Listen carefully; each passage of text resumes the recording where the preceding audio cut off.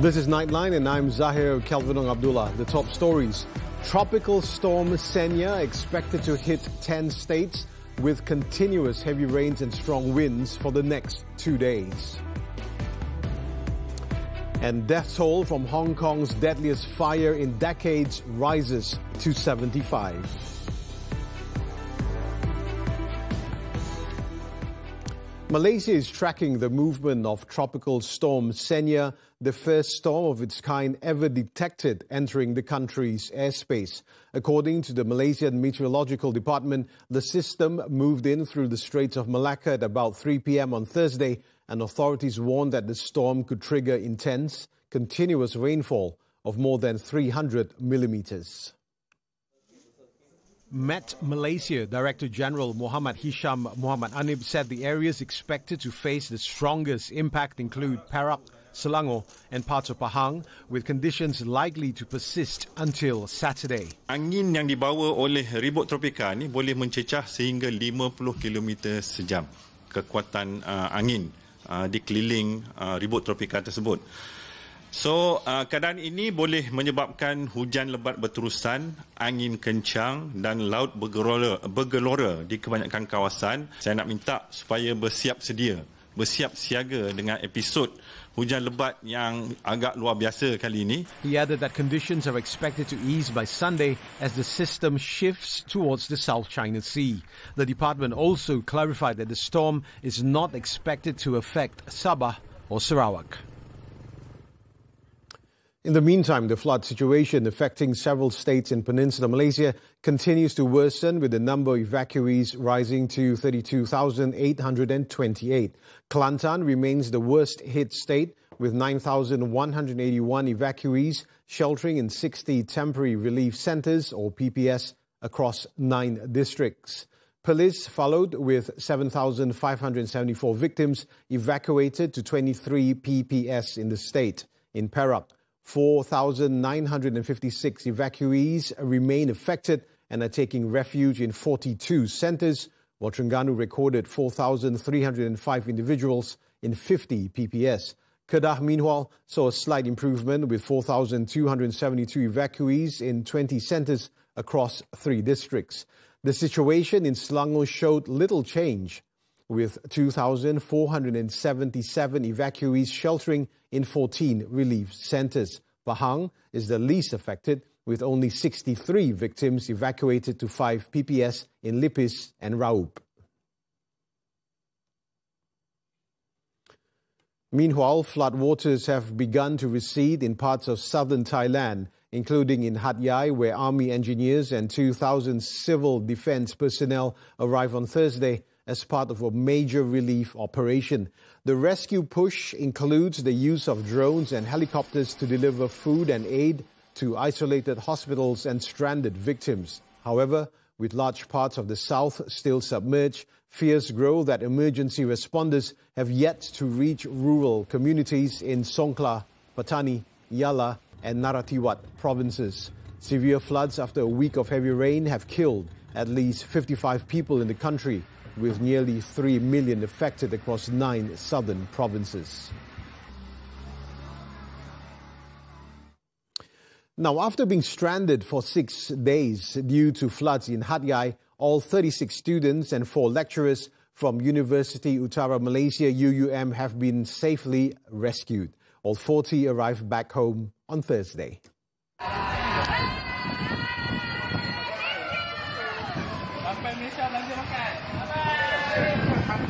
The group were evacuated from their hotel in trucks after the floodwaters receded before travelling by bus to Bukit Kayu Hitam.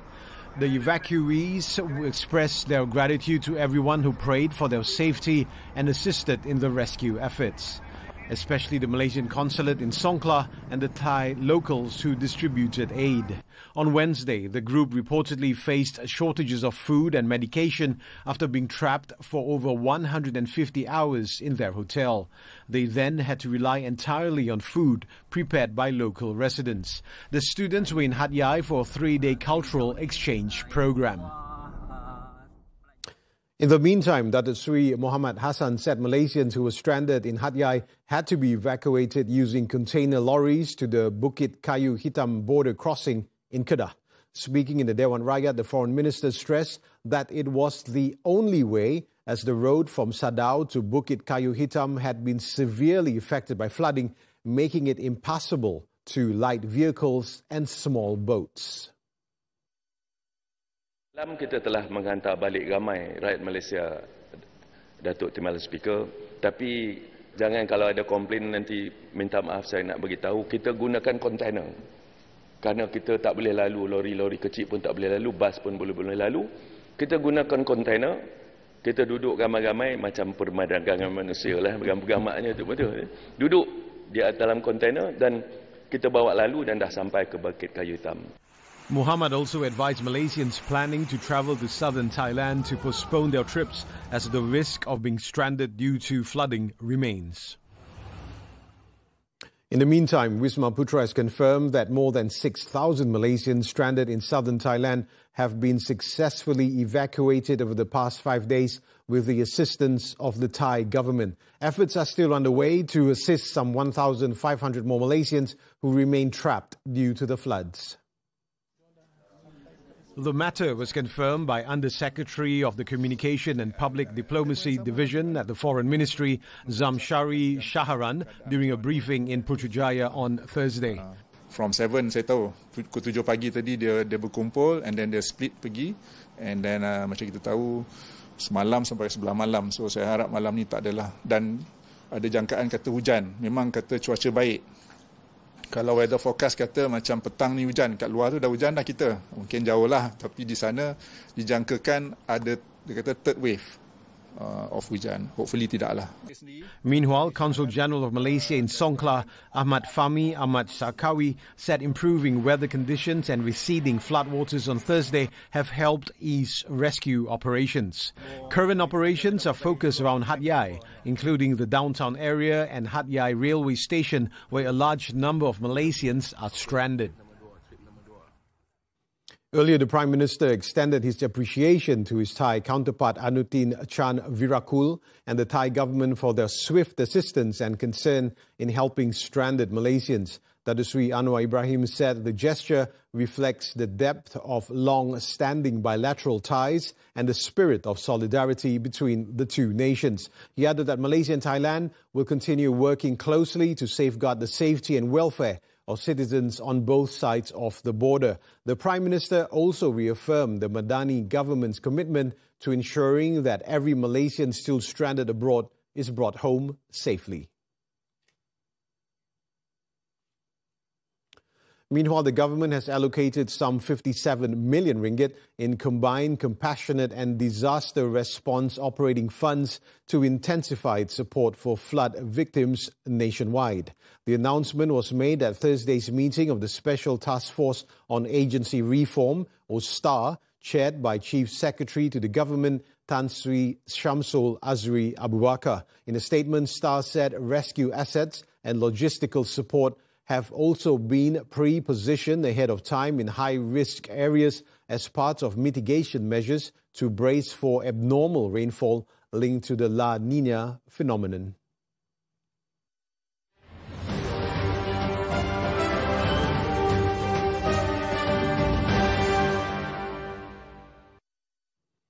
Datuk Sri Anwar Ibrahim has reiterated the federal government's commitment towards fulfilling Sabah's 40% revenue entitlement without delay. The Prime Minister said that during announcements in Parliament and Cabinet discussions, he had personally assured that his administration would honour the entitlement. Anwar was speaking at a community engagement program with local leaders and entrepreneurs in Tuaran, also attended by Sabah Caretaker Chief Minister and GRS Chairman Datuk Sri Haji Noor. The Prime Minister stressed that the issue should not be dismissed as mere political rhetoric, adding that his administration is the first to take concrete steps towards implementing it. Ini cakap 40%. Fishing sana sini. Kerajaan negeri bawa kes. Bukan senang, saya senang-senang mau cari 40%. Ini bilion-bilion. Bukan 20 juta hari ini saya boleh lulus sign. Ini bilion. Jadi saya kena bincang, Bruno. Tengok agreement, oh betul. Tengok kes betul. Jadi bila betul, janji dulu kita tunaikan. He said a legally grounded approach is crucial to ensure Sabah's rights are resolved without jeopardizing national finances. Anwar added that the government has already begun fulfilling commitments that were previously promised but never implemented in the past. Tengok MA 63, ini kuasa negeri. Berapa puluh tahun, berapa ketua menteri, ini kali pertama kerajaan negeri minta dipulangkan kepada negeri. He emphasized that resolving matters under MA 63 is a shared responsibility between the federal and state governments, and that stability on both sides is essential to ensure all claims are settled in an orderly and lawful manner. Ahead of the polls on Saturday, the Prime Minister has called on the people of Sabah to evaluate leaders based on their track record in governance rather than political rhetoric or campaign promises. Nak ukur kejayaan mereka masa mereka berkuasa. Dan sudah tidak berkuasa, sudah pensiun atau masih kempen, ini tak betul, ini tak betul, ini kamu belum buat, ini kamu belum buat. Masa kamu kuasa, apa yang kamu buat? Anwar highlighted the government's approval of 1.2 billion ringgit to resolve Sabah's water crisis, which followed a direct request from caretaker Chief Minister Datuk Seri Haji Noor. The Prime Minister emphasized that not all issues can be solved through political outcry or criticism, but require careful legal processes and structured negotiations. At a separate event, the Prime Minister said the government is prepared to consider raising the minimum wage beyond 1,700 ringgit per month in the near future. Dulu gaji sebelum kita ambil kerajaan 1,200 gaji minimum. Kita naik 1,500. Tahun lalu kita naik lagi 1,700. Apakah cukup? Saya tak percaya itu cukup. The moment economy is stronger, I will increase. He was responding to a question from a student during the PMX Town Hall program with youth in Inamam who asked about the minimum wage in the state. Anwar, who is also the finance minister, added that several sectors in Sabah have been granted exemptions from the recent minimum wage adjustment.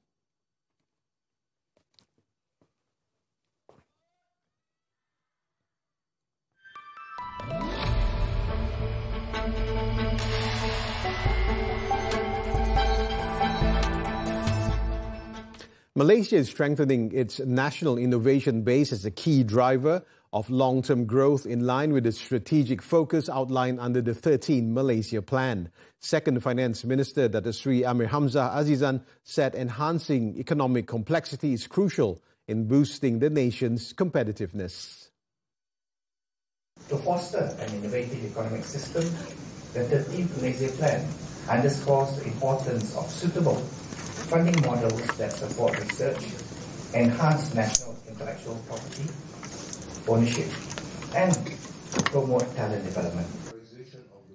Amir Hamzah also noted that digital innovation and talent development will form the core of a high-value economy. Malaysia's digitalization agenda, including the National Artificial Intelligence Action Plan 2030, is expected to strengthen the technology ecosystem and support future growth. Kuala Lumpur has emerged as a preferred base for offshore contractors to set up their regional headquarters. According to the International Marine Contractors Association, IMCA, the metropolis's appeal lies not only in the growth potential of the oil and gas sector, but also in the strength and capabilities of local contractors. IMCA's Chief Executive Officer Ian Granger said Malaysia is an important market for the international community. In the last 20 years in the industry, we've seen a lot of companies closing down their Singapore offices, I'll be honest, and moving to KL. I think it's a hub for transport, high quality people, and of course it's a very economic place to be. Granger added that there are significant opportunities in the region for the development of new offshore facilities as well as the expansion of existing ones. This includes the decommissioning of offshore installations that have exceeded their operational lifespans.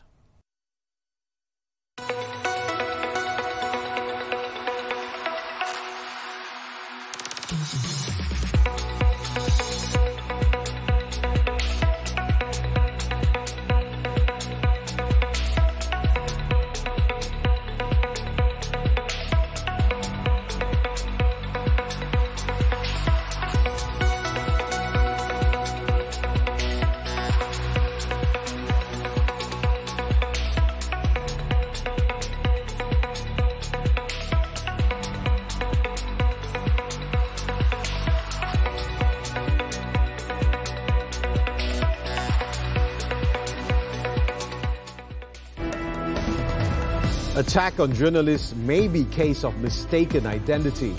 This and more news on the local front after this breather. Fan nombor 1, itu memang kamu. Jangan tunggu.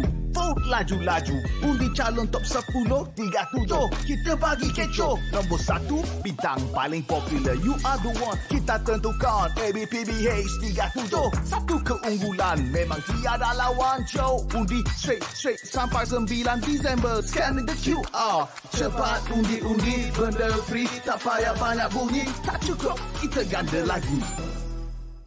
Kenapa bagi tahu sekarang, Pia adalah? Saya berhak tahu. Saya sanggup berlutut rasakan awak maafkan saya. Apa yang kau cakap sebelum ni dah jadi nokta kepada hubungan kita. Kalau kamu obses dengan ketakutan untuk mati, kamu akan berhenti hidup. Apa pun yang berlaku, Aisyah kena hadapi.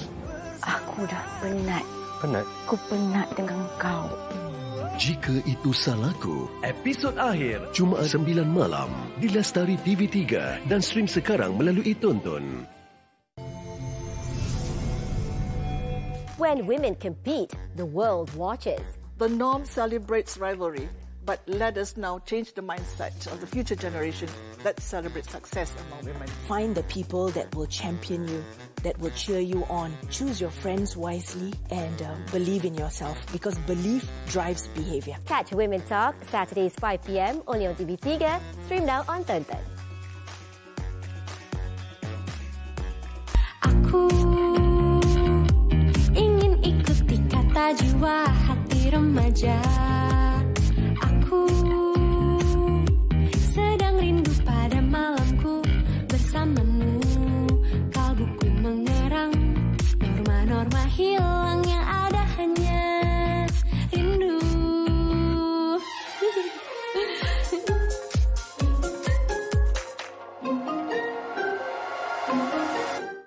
Welcome back.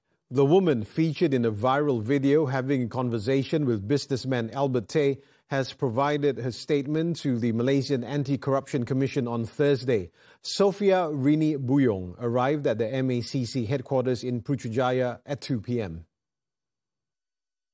In a second clip that was released on Thursday, Sophia Rini Buyong denied allegations that she had acted as a proxy for Datuk Sri Shamsul Iskandar. She also described Tay's claims and accusations as false and malicious. Saya juga ingin memberi penjelasan bahawa saya tidak pernah berjumpa dan mengadakan sebarang perbincangan dengan PMX berhubung dengan dakwaan yang dibuat oleh Albert.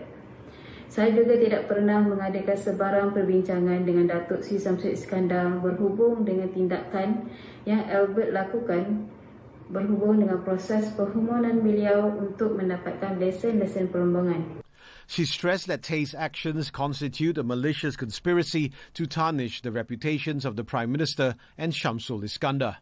Previously, a video clip of a discussion between Sophia Rini and Tay on the businessman's corruption allegations against Shamsul circulated and went viral on Tuesday. Meanwhile, two more individuals, that is Sri Shamsul Iskandar and Albert Tay, will be giving their statements to the MACC as part of the ongoing investigation. Speaking to TV3, MACC Chief Commissioner Tan Sri Azambaki said Shamsul is scheduled to give his statement on Friday, while Tay is scheduled for Monday. Saya di sini menegaskan bahawa mana-mana pihak selepas ini sekiranya dipanggil perlu segera memberi kerjasama untuk kami misalkan kes yang dianggap kes serius untuk kami selesai dan cepat, dalam tempoh cepat mungkin. Dan saya telah mengarahkan pegawai saya untuk segera menyelesaikan kes ini dalam tempoh 2 minggu daripada sekarang. He added that only the 3 individuals have been listed so far for questioning and that future steps will depend on the progress of the investigation. In a related matter, Datuk Anwar Ibrahim stressed that the resignation of Shamsul is proof that the government upholds a high level of integrity. The Prime Minister said the immediate decision to step down is unprecedented in the country's administration. Mana ada dulu macam tu? Ada tuduhan tu berhenti panggil SPRM siasat. Barulah kita ada integriti. Ini kalau dulu Perdana Menteri yang disiasat menantu lagi keluar negara. Anda nak cakap soal integriti? Integriti apa? I told my staff, if you are found to be guilty, you have to face the music. In full investigation. Bawa ke mahkamah. Baru betul dia jaga negara ini. Shamsul resigned on Tuesday, asserting he would defend himself against corruption allegations made by controversial businessman Albert Tay, describing the claims as a deliberate attempt to destabilize the government.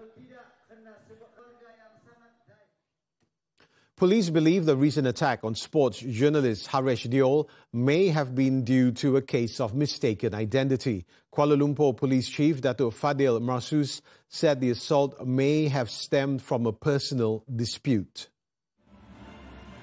Fadil also confirmed that the suspect in custody had a criminal history. Terlihat seperti mana dia kata ada gangguan terhadap isteri dia, tapi kelihatan ini lebih pada peribadi lah. Tapi nampak macam orang boleh targeted pun lah. He said this to reporters after attending an event in Kuala Lumpur on Thursday. On Tuesday, Haresh was assaulted by 2 men in Bangsa, while another individual recorded the incident. Following the attack, police arrested a 37-year-old man in Taman Ikan Emas Cheras on Wednesday in connection with the case.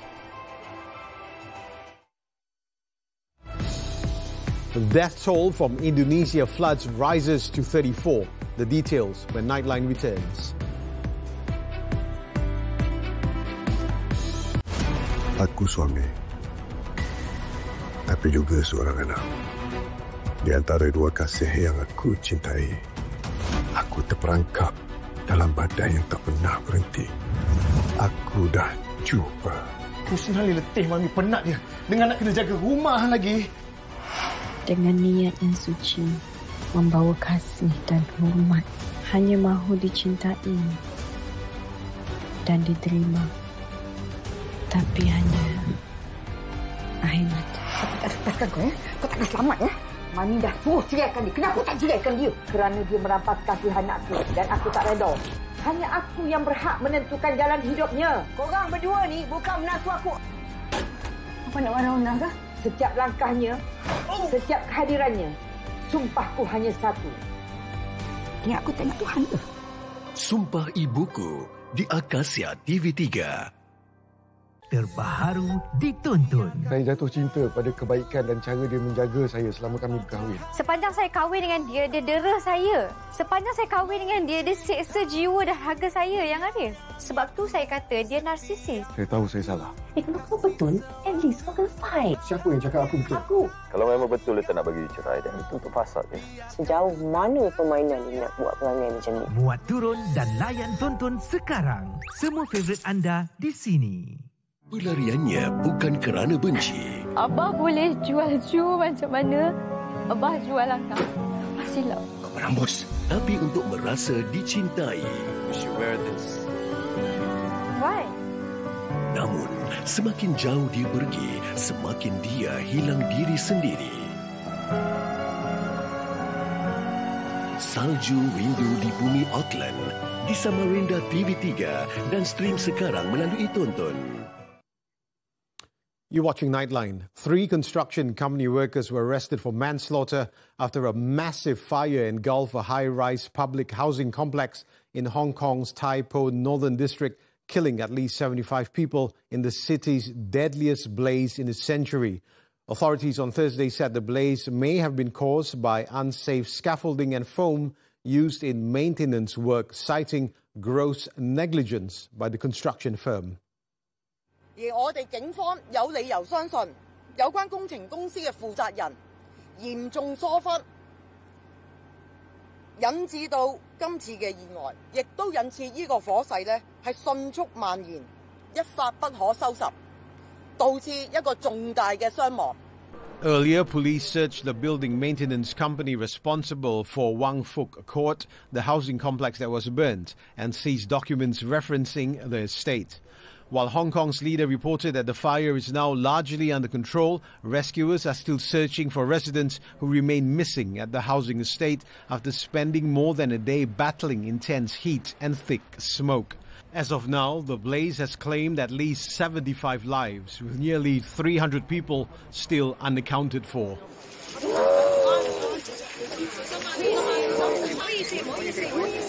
As many remain missing, families desperate for news gathered at a police-run community hall mourning as the victims' identities were confirmed.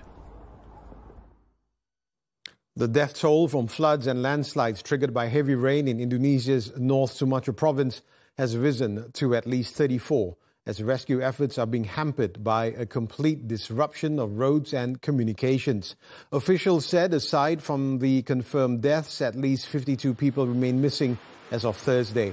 To date, up to 8,000 people have been evacuated across North Sumatra, with roads still blocked by landslide debris. The regions of Sigbolga and central Tanpanuli were among the hardest hit, with communications and power cut off.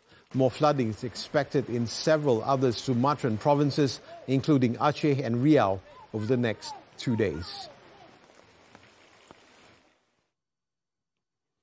Elsewhere in Sumatra, a magnitude 6.6 quake struck an island off the western coast on Thursday with no immediate reports of a tsunami warning. According to the United States Geological Survey, the quake, which struck Simeulue Island at 11:56 a.m. local time at a depth of 25 kilometers, prompted residents to rush outside. Local media reported that several buildings in the affected area were damaged, including the Darussalam Mosque in Kampong Ai. Additionally, over 10 residents were injured when part of a multi-purpose hall collapsed. The tremors were also felt across several states on the west coast of Peninsular Malaysia, but no tsunami threat was recorded.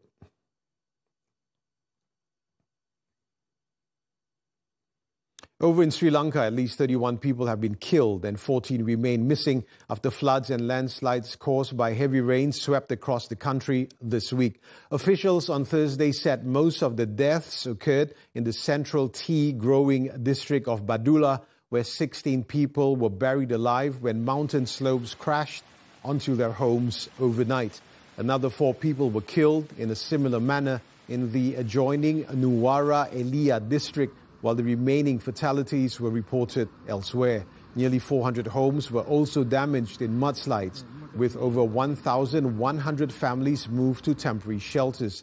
This week's weather-related toll is the highest since June last year, when 26 people were killed following heavy rains. Ousted Bangladeshi Prime Minister Sheikh Hasina has been sentenced to 21 years in prison in separate corruption cases related to land allocations in the government project. In the decision issued on Thursday, a court found Hasina guilty of illegally securing plots of land in the suburb of Dhaka for herself and her family despite their ineligibility. The 78-year-old is currently residing in India and has defied court orders that she return to Bangladesh. Last week, Hasina was sentenced to death by hanging for crimes against humanity after ordering a deadly crackdown on a student-led uprising that led to her ouster last year.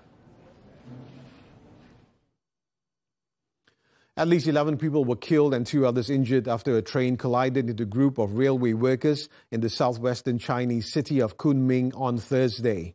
Authorities said the train, which was testing earthquake detection equipment, hit the workers on the curved section of a track at the city's Laoyang Town railway station. The railway station has resumed normal services while the cause of the accident is under investigation. This marks the country's deadliest rail accident in more than a decade.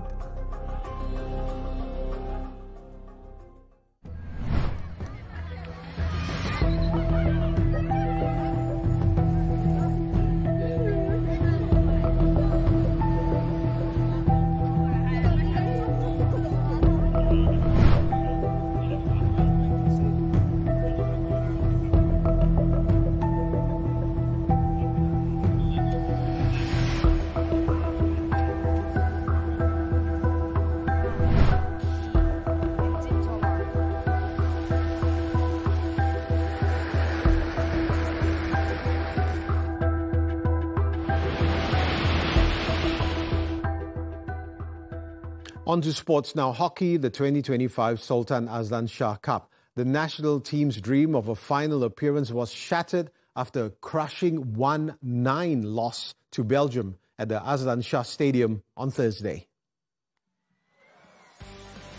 Tom Boone put Belgium in front in the 8th minute before teammate Thomas Krols doubled the lead 3 minutes later. Malaysia's Faisal Sa'ari fought hard to pull the speedy Tigers back into the match, netting their first goal in the 13th minute. Belgium, however, restored their lead when Thibaut Stockbrooks made it 3-1 at the end of the first quarter. The advantage grew further in the second quarter with goals from Roman Duvicot, Alexander Hendricks and Tommy Willems.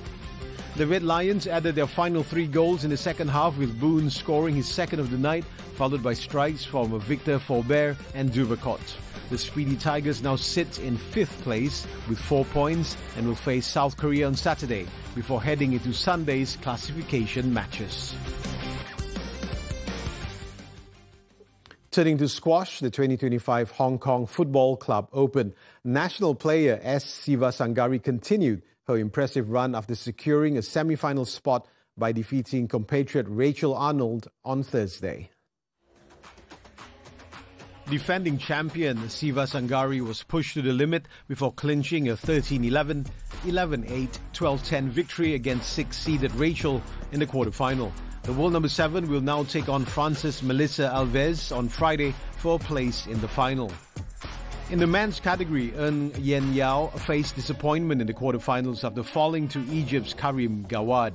Despite a strong fight, the 7th seed couldn't sustain his momentum, losing 9-11, 7-11, 12-10, 11-7, 8-11 to the 2nd-seeded Gawad.